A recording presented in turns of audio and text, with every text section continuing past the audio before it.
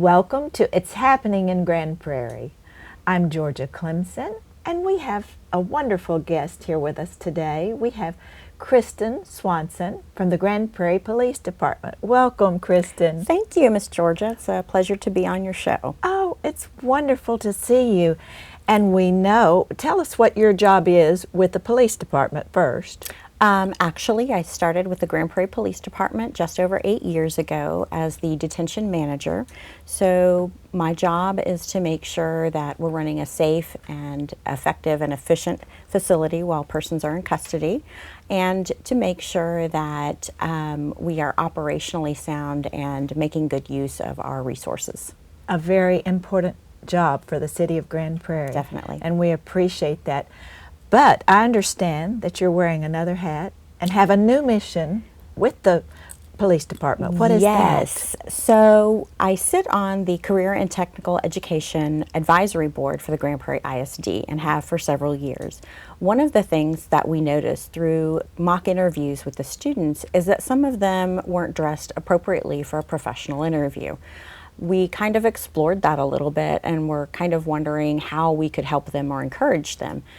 What we found was that some of them don't have access to professional attire for whatever circumstances, familial, that they have. One of the things that we were sitting there talking about is, man, somebody should really do something about that. And I went, well, I'm somebody. I can do something about that. That's right. So through kind of talking with some colleagues and some people that really were like-minded, we identified 3 different groups that could really benefit from services, and so that we could tie that back to the police department's mission and to the city's mission. And those groups are juniors and seniors in high school who are just entering the workforce, young adults 18 to 21 who are trying to find their feet and provide for themselves, some of them for their first professional job, and for survivors of domestic violence who need to get into the workforce and better provide for themselves and their families. Oh, that is wonderful. And how do you meet this need, Kristen? What we do is take donations of professional clothing. So men's clothing, suits, trousers and pants, button-down shirts, ties, and shoes. And ladies' clothing, which is a much greater assortment, as you can imagine. Right. So we also have pants, skirts, shirts, just to make sure that we have something for everybody. It's really important for you to look your best and feel confident going into an interview so you can land that job. So we outfit those people in that attire, and we also provide some additional wraparound services to better equip them with how to dress for an interview videos and tutorials. We have coming up in November a interview skills tutorial that'll be a Facebook Live event, as well as a resume building Facebook Live event. This is great, and it's for men and women. Yes. And do you accept gently worn clothes or just new, or what are the criteria for that? We take professional attire that's serviceable, so it needs to be gently used, and we prefer that it be dry cleaned before it's brought to us. That kind of saves us some time and money in getting those services and those clothing back to our clients. We also accept cash donations. We have a PayPal site. It's GPTV Success Closet, and you can donate on our Facebook site, or you can go through the city website. We have a page on the city's website that you can donate there as well. So the exact title is Success Closet? Yes. Is that correct? Yes, the GPTV Success Closet. Oh, that is very good. I love the concept and the thought that you transfer with success. That you're helping them to succeed, and that's such a blessing. Well, tell us, I know you've told us ways to contribute, but if we went through our closet, and many of us have things in there that we need to recycle and to share, tell us how we would do that. You can contact us via the website and let us know that you want to make a donation and schedule a drop-off.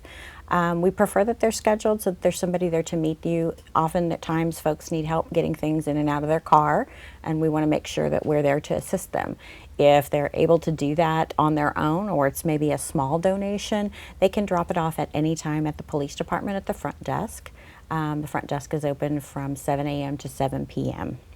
And Kristen, just for those who want clarification, what do you consider women's professional attire? So a lady's jacket or a blazer or a full suit, whether it's pants or skirt, a top that you would wear underneath that, maybe a camisole or a dress shirt. That's the preferred attire. However, there are those jobs where you don't want to maybe go for a full suit for the first interview. So a pair of ladies' trousers or a nice skirt with a professional looking shirt that isn't too low cut, that covers the shoulders, those would be appropriate as well. And also another question, how do you identify the people who need help? Do you get referrals, or how would someone, if someone has someone in mind, how would they reach you about that? So we have a couple different ways that we do that. For the students, they can go through the district's counseling office, and there's an application process, and that the district actually does the vetting for us. So then they would refer those people to us. The domestic violence survivors can either apply online through our webpage, or they can go through maybe Brighter Tomorrows, and they can refer them to us as well. The young adults can apply online. That's great. And do you have any events coming up that we could participate in to donate? We do. We have our second pop-up shop coming up November the 15th between 10 a.m. and 2 p.m. at the Grand Prairie Police Department, 1525 Arkansas Lane. We will be accepting donations. However, what we're really looking for is the items that are on our rack that may need to kind of move. What we do is sometimes sell those back to people and take that money and put it right into our account. Occasionally we have folks that are going to come in that maybe we don't have anything that's going to fit them right, or maybe it's not age appropriate for them. And we need to be able to serve them as well. So those dollars go right back into our funds and serve our client base. So perfect. So we can come up there, bring clothing. We might do a little shopping while we're there. Absolutely. Or we could make a cash donation. Absolutely. And then there will be other things in the lobby as well that they could enjoy too. I know fire and police both had tables with lots of goodies on there to enjoy. And remind us of that date. November 15th. It's a Friday. Friday, November 15th. Yes. I love that. And what a blessing that you will be and your organization to so many people. That is wonderful, Kristen. Thank you so much for all that you do and for having a heart for helping people. Thank you. It's a pleasure. And thank you, dear. And we'll be right back.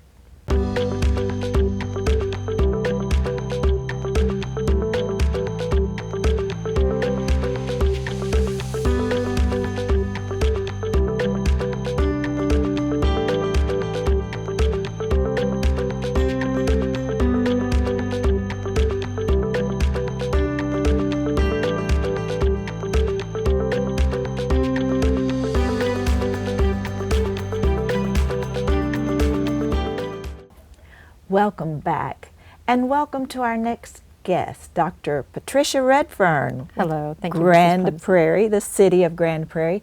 And Patricia, would you please tell our viewers what your title is? Yes, I'm the Solid Waste and Recycling Manager.